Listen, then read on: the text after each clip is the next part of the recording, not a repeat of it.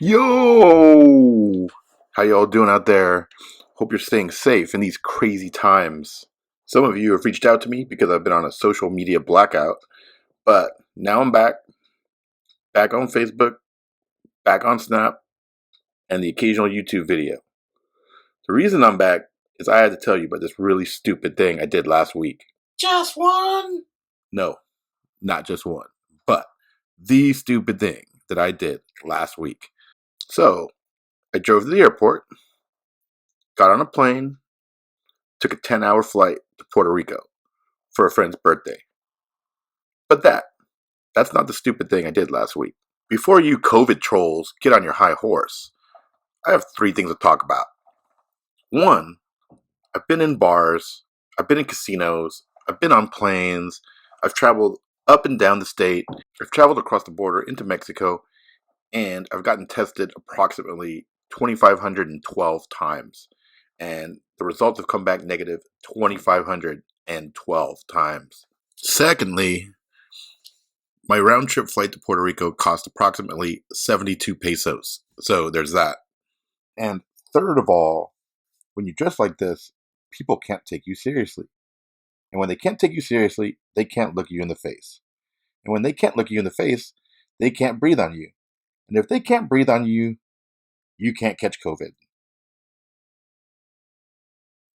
Calm down, Dr. Oz. I know that's not how COVID works. Give me a friggin' break. So I arrive in Puerto Rico 2 p.m. Friday, Atlantic Standard Time, 4 hours ahead of what I'm used to.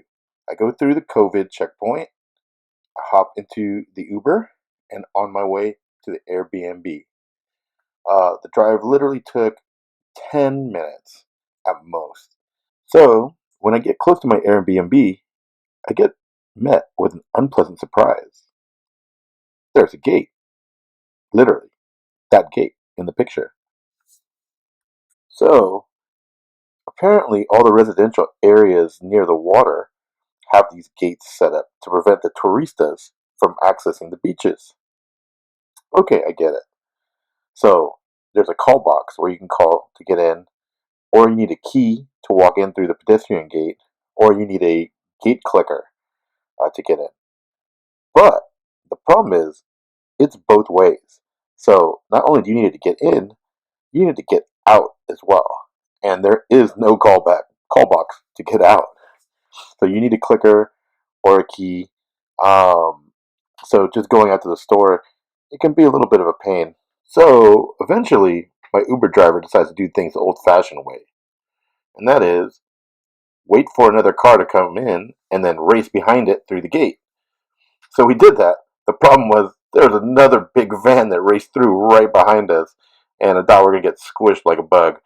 But luckily, we didn't, and that wasn't the really stupid thing I did last week. Just one? No, not just one. So finally, we get settled down, and drinks ensue. There's a pool in the backyard. It was lovely. Had some Medallia Light, had some tequila, had some Don Quixote rum, and I was after that I'm ready to go to the beach. So I asked some of the guys, I'm like, "What's the beach like right near here?" Apparently, at the end of our street, there's no beach.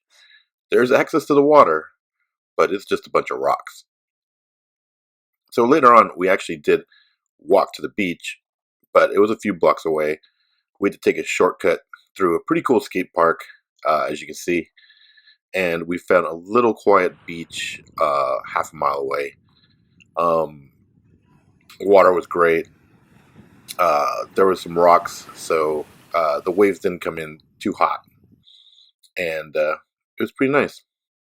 The one thing that caught me off guard on the trip is that everyone approached me, spoke Spanish to me. That didn't surprise me. I'm used to that. But when they realized that I can't speak Spanish for shit, um, everyone spoke English very well. Um, why am I surprised? It's a U.S. territory. Well, American Samoa is a U.S. territory too. Um, but I was expecting it to be just like way more like Cabo or any of the Mexican resorts where it's going to be hit or miss. Literally only ran into one person who couldn't speak English the entire weekend. Around 6 o'clock, we left as the sun began to go down. We tried to go back over the rocks where we came, but the tide was beginning to come in, so we couldn't take our shortcut through the skate park. We had to walk around. It took probably an extra 2 or 3 minutes. That night, we had dinner at the 1919 restaurant at the Condado Vanderbilt Hotel. The meal wasn't really that memorable, except it was literally the longest dinner service I had ever been through. So long that I was getting hungry in between courses. So, dinner took a long time. After we got done, we wanted to check out the nightlife of San Juan. Figured it was be poppin'. One problem.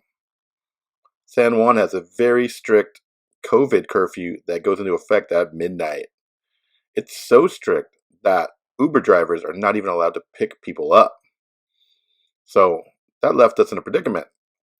Luckily, we were able to find a huge van, which would stuff all of us in and take us back to the Airbnb. So we had to call the night a little early, but that was fine. I hadn't slept for my entire trip up to that point, so figured get some rest and look for some adventures the next morning. Get on with the story already. You're 6 minutes deep. Look, do you know how YouTube works? There's a little slider on the bottom of the video where people can fast forward or go back as they please. If they were really that interested in finding the stupidest thing that I did last week, they can slide and try to find it. Hey everyone, thanks for watching my video, DSav's Wet Wild Walk. If you haven't figured it out, I'm DSav. Make sure you subscribe to my channel at JK. Enough with the BS.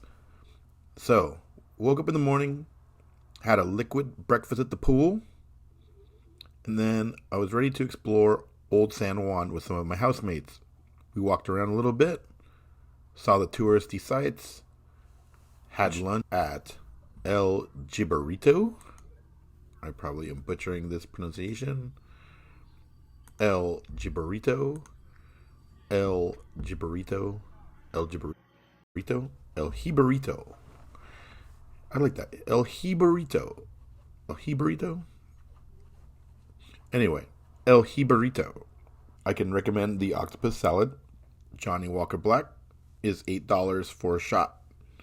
And when I say a shot, I mean 5 ounces. So it's safe to say at lunch, I had 3 shots. From there, we walked around Old San Juan for a little bit, and we came across another spot, Barachina. Barachina. I'll go with Barachina. Apparently, it's home of the Pina Colada. I suggest that you visit.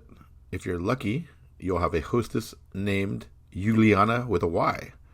You'll thank me later. So we had a drink there, and then we continued to walk around, and then we found another drink spot, La Casita. We waited a long time for this lovely concoction. We continued to explore. I even went into this castle, even though it was closing in 15 minutes. I ran around and, did the tourist thing. And then left there. And we continued our tour. It was a pretty fun day. Probably all in all about 6 hours just exploring San Juan. And then, of course, some downtime at the water. So, after watching the sunset in Old San Juan, our group decides to go to the Casino del Mar, at La Concha Hotel. So me being the degenerate gambler, not only of the group, but pretty much the number one degenerate gambler in the entire United States, I'm excited to go. So run to the bank, transfer money out of my checking account so that I can't withdraw any more money once I get to the casino, because after all, I'm a degenerate. Our taxi guy picks us up, and we're on our way. I immediately find a spot open at the craps table, $5 minimum. Instantly get on a heater. Uh, Betting the bonus, all tall, small. Didn't hit them all. Left a 9 hanging, but it was a very profitable roll. Everyone else in my group, they were there just to check out the casino, not to actually like gamble, have a few drinks. Uh, the drinks were free, like a Vegas casino, so that was a big plus. And they had Johnny Walker Black, so those drinks kept coming and coming and coming. But I got bored playing because of all the plexiglass at the craps table. You literally have to reach through like a teller slot to grab the dice and then, flick your wrist. So I was throwing the dice all over the place. I mean, it was working out, but I mean, I even threw the dice over the partition once, and then a few times I threw short. The boxman was like barking at me, and I'm like, give me a fucking break, dude. You get your ass over here and try to fucking throw the dice fucking all the way across the table when you can't fucking move your arm and elbow. Anyway, so around this time, my group, they wanted to head back to the Airbnb, but I was up probably about $450, $500 at the time. I'm not done with my gambling fix. I'm gonna hang out and play a little bit longer. I have no idea what time it is, or right about now. It's probably like around like 8 p.m. I figure the worst that could happen is that the casino closes down at curfew, which is like 11:30, 12, and I'll figure out my way back to the Airbnb. The later it gets, the casino seems to get more and more crowded. So there are really like no tables open to play at. Baccarat full, blackjack full, even go back to the craps table full. Only things open is 3-card poker, which I don't mind, but the rules there were kind of janky. They forced you to bet on the pair, and not only that, you had to basically bet your ante on the pair. So, I mean, your negative EV goes through the ceiling. But did that stop me from sitting down? No, of course not.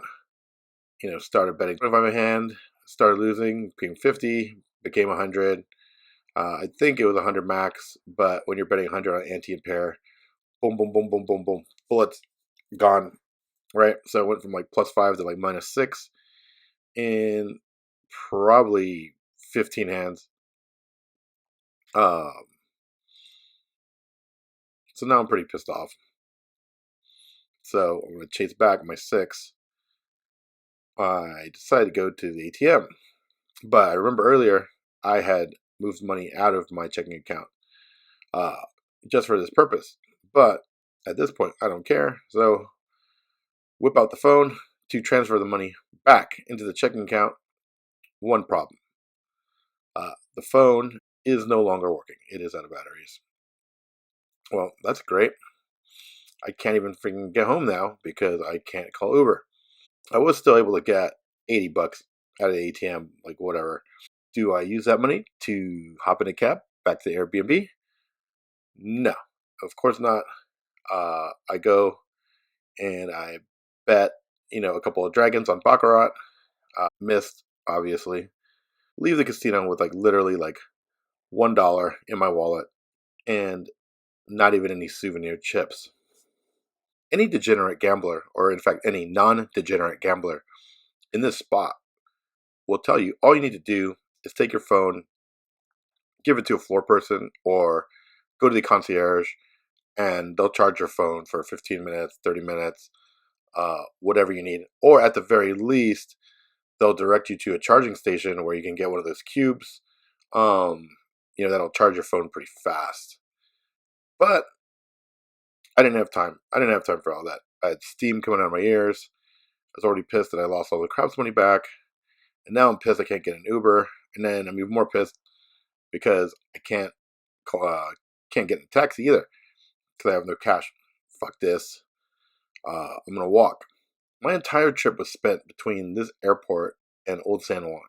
And can't be like more than like 5 miles distance span. So I was thinking like worst case scenario, maybe from the casino to back to Airbnb is about 4 miles. So 90 minutes, I'll sober up. It's a nice night. All right, I just need to chill out. I take a hike. I figure it'll be pretty easy to find my way back because the hotel is on the ocean and the Airbnb is like half a block from the ocean. So if as long as I follow the ocean, I should be able to figure out. I'll eventually get back to the Airbnb. As long as I don't wander too far inland and overshoot it. So I start walking. I leave Casino Del Mar. I walk down Ashford Avenue, and it's pretty lit. There's not a lot of people walking, but there's a lot of cars just like cruising around. Um, a lot of restaurants just walking by. I'm kind of enjoying the scene. I didn't walk all the way to the beach because those were, it seemed like all kind of like bougie resorts, and I didn't want to take like too much of a detour. I wanted to try to stay as much of a straight, direct path uh, back to the Airbnb before I get all like turned around. Ashford Ave, it starts to diverge from the water a little bit, but every time I'm, crossing the street, I'm kind of peeking down. I can usually see the water, so I'm not really too concerned with the divergence. I kept walking down, making pretty good time, and then eventually I hit a dead end at like some park. Easy decision for me to make a left and head towards the water. So I do that, and then it runs into a road that runs right along the beach. Perfect. So I continue. There's not nearly as much traffic over here. We're kind of like out of like the main business district, and all of a sudden the road it diverges again back inland. But I see the beach is keeps going. I'm like, well, screw this. I'm going to walk along the beach. At this point, I feel like I've been walking for about an hour, covered at least 2 miles, and definitely the majority of the work has already been done.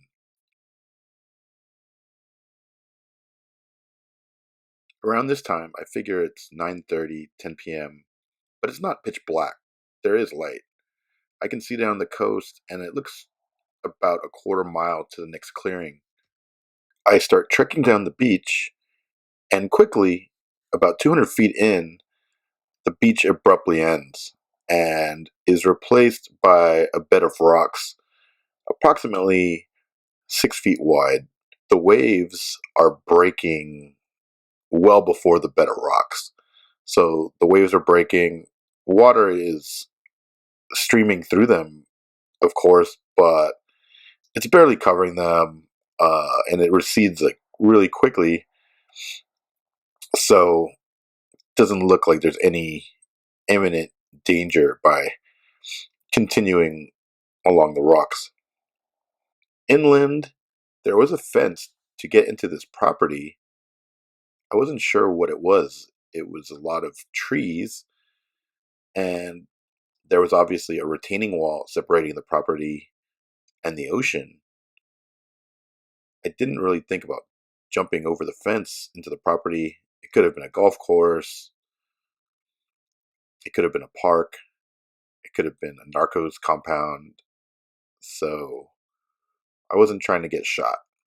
Of course, I said it looked like about a quarter mile.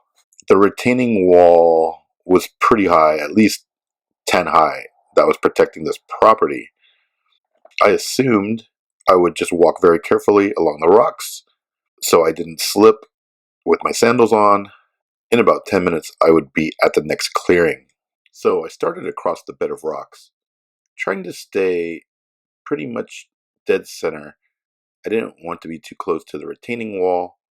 I actually did not even want to touch the retaining wall because I don't know what would be on it. Some unpleasant sea creatures or anything like that. So I'm tippy-toeing along, and I felt like I was making pretty good time.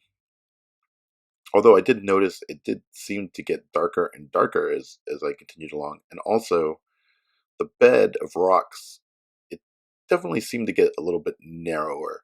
Started at 6 feet, and then now, we're down to about 4 feet. So I'm I'm inching along, and the water's getting a little bit higher. It's not so high that I'm standing in water at all times. I'm definitely getting wet with each wave coming in and coming out. But the rocks, the tops of the rocks are definitely there are fewer to choose from as I'm kind of just tippy toeing forward. This Google Maps imagery is definitely inaccurate. I don't know how old it is, but maybe there's been some sea levels rising since then. Perhaps it was high tide because the day before when we went to the beach, the tide was definitely coming in from 5 to 6. So it's around 10 p.m. now. So who knows what time high tide was? That was something I thought about. I had my head down most of the time as I was carefully stepping from rock to rock. Never at any point did I worry about the water level. The only thing I was concerned with was the footing that I would slip and hurt myself. Everything was going good, and I looked up. I felt like I had carved a pretty good distance out of it. And next thing you know, whoosh! My legs get taken out from under me. Whoosh! Whoosh! Whoosh! My legs get taken out from under me. The wave was so big, I didn't fall on the rocks, luckily, but the wave was trying to take me out to sea. So I was scrambling to grab onto whatever rock I could. I knew that I had lost one of my sandals, but I just held onto the rock until a wave receded, and I got hit by another one, but I was just holding on, and then it seemed like the worst was over. So I started to crawl back to my feet, and I turned around, and I saw my sandal floating, and it was just out of arm's reach.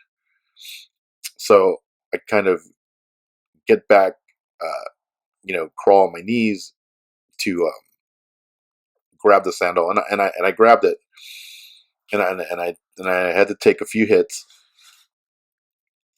and I worked myself towards the wall. So that was a huge wake up call.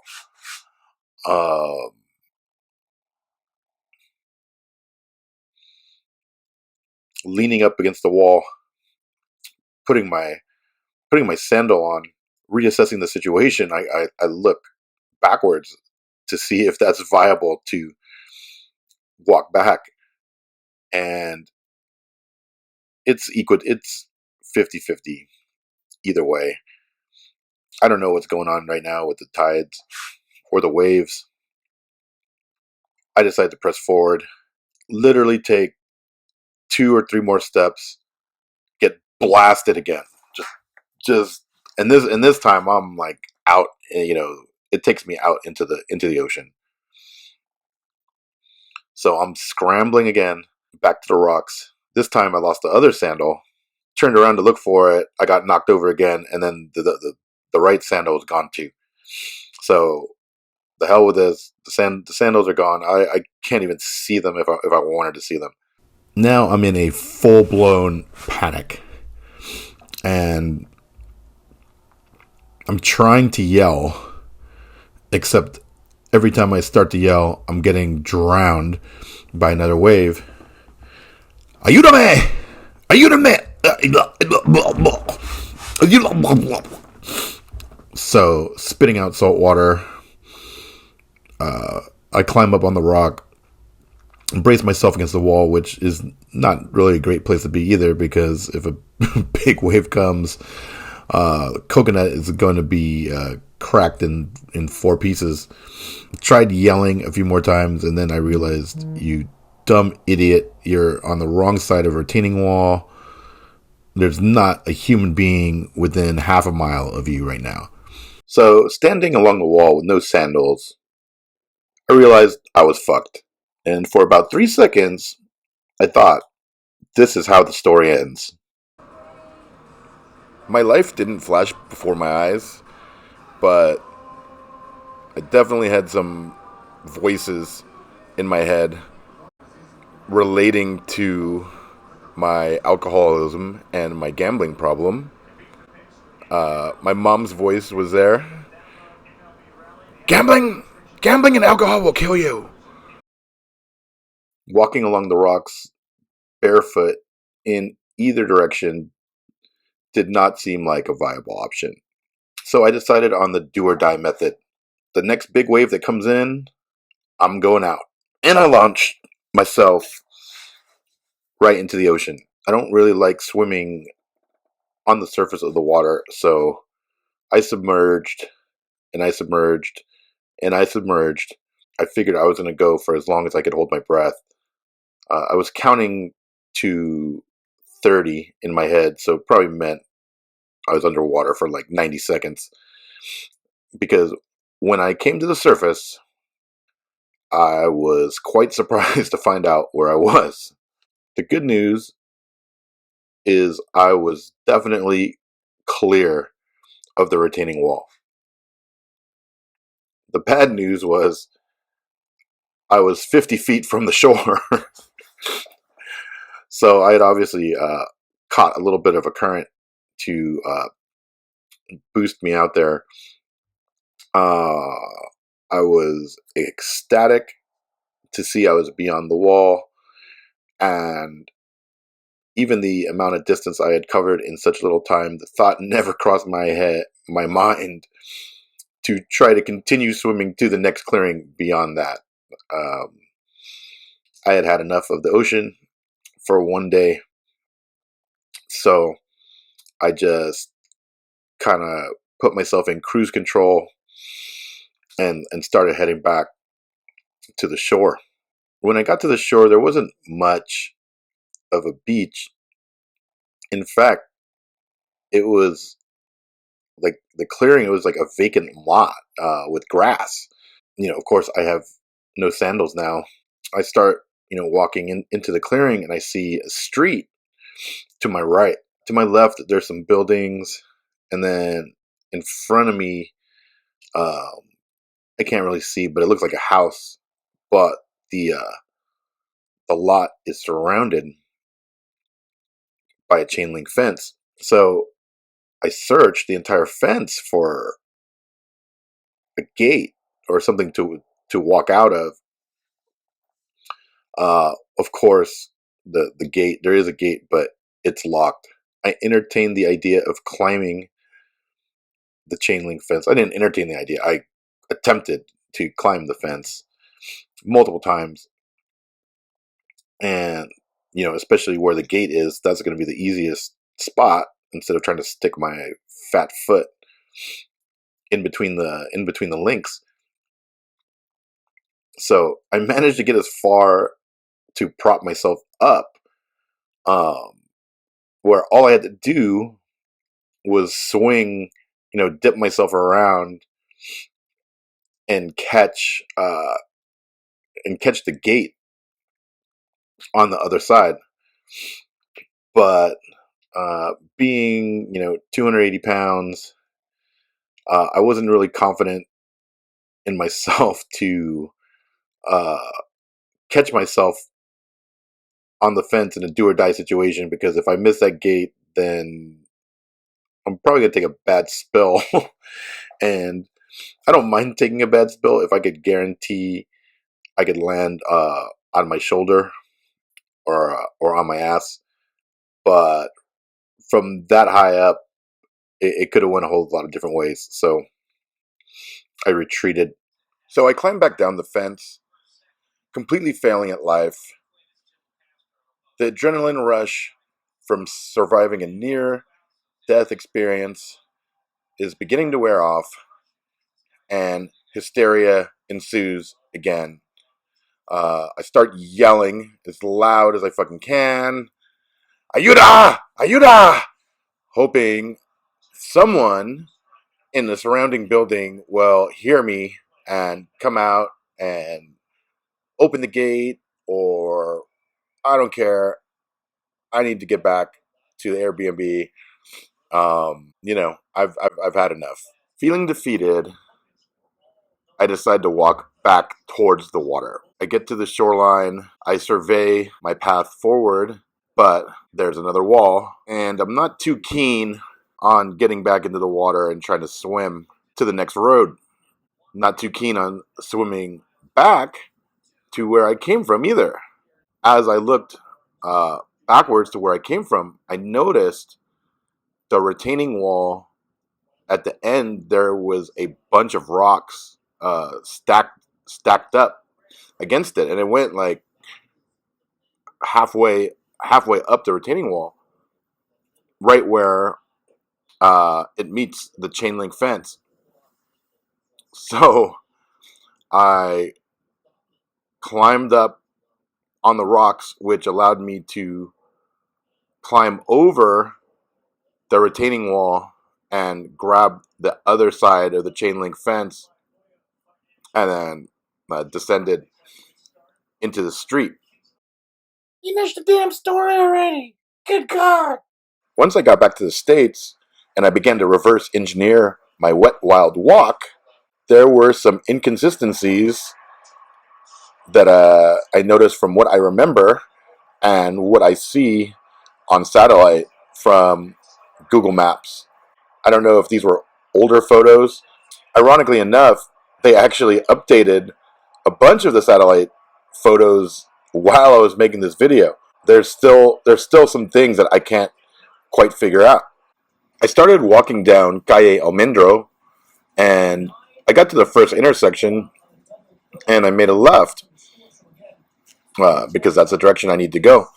As you can see on the map, I'm only 2 streets away from Cayoba, where the Airbnb is. But I didn't know that at the time. So I make a left at the first intersection, and I immediately see bad news. There's a fucking gate. I'm like, you gotta be fucking kidding me, man. Like, what else can I freaking run across before I get back to the Airbnb? I walk up to the gate. Of course, there's no call box to get out. Fuck. Kind of look at like ways to climb around it, climb over it. No. Try like brute force to just to fucking rip the fucking gate open. I'm yelling again, fucking top of my lungs, pissed off. So I give up. I walk back to Almendro, and I keep going inland to the next intersection. I make a left at that intersection, and fucking gate. I'm like, bullshit. So I walk back again, and I just keep going inland until Almendro starts to hook around to the left, and then there's another fucking gate. I'm like, fuck, dude. Like, this is like such bullshit. And I start walking back, and there's like a party going on in like one of these houses, and I seriously thought, I'm just gonna fucking crash this party. If I die, fucking so what? I was supposed to die in the ocean anyways. I start walking back to the house where there's a party, and there's a fucking guy walking on the street. And I'm like, holy shit. Fucking thank God. And so he is like, I'm yelling at him, and he's not saying anything, but he's like waving me to follow him. I follow him, and he walks me to the second gate, I think, that I tried to, that I ran into, and then he showed me a way to hop into the apartment complex and get out on the other side of the gate. So I was like, thank you, thank you, thank you. Fuck. I was probably rambling in whatever bullshit Spanish I know. And then, of course, I wanted to give him some money, but then I realized I don't have any fucking money. So I gave him a soggy ass $1 bill. So once on the other side of the fence, I walk a short ways, and this road, it leads into a big road. Uh, so, and I made a left, and I'm pretty sure I'm going in the right direction. I walk for about 5 minutes, and I recognize the Shell gas station that is literally half a block from the Airbnb. So obviously, I'm happy, but I'm also kind of pissed because I'm walking towards the Shell. I realize that there's another street to the left of me, and I'm like, what the fuck? How did I not end up on that street? But whatever. I freaking make a left down Kioba, and I get to the gate, and I call on the call box. Uh, they had given me a code to type in when you get to the call box, but I don't think I didn't even care. I was just fucking pressing fucking random buttons, and I called someone, and then she answers, and she's like, Airbnb. I'm like, yeah, Airbnb, let me fucking in right now. What the fuck? So they open the gate, and I start walking down the street. I get to our place, and I hear everyone drinking and yucking it up. So I start barking at them. Abre! Abre! And they're like, calm down. I'm like, abre ahora! Fuck, man. Like, so they let me in, and I'm sure I'm fucking bug-eyed. Like, what the fuck? I just had the craziest fucking hour of my entire life, and everyone's kind of looking at me stupid. And one of my friends is like, where's your shoes?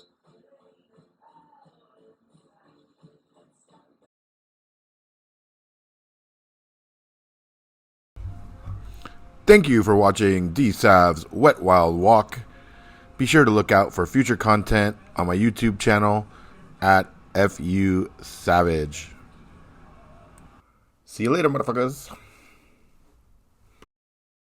Dude, making this video is fucking exhausting.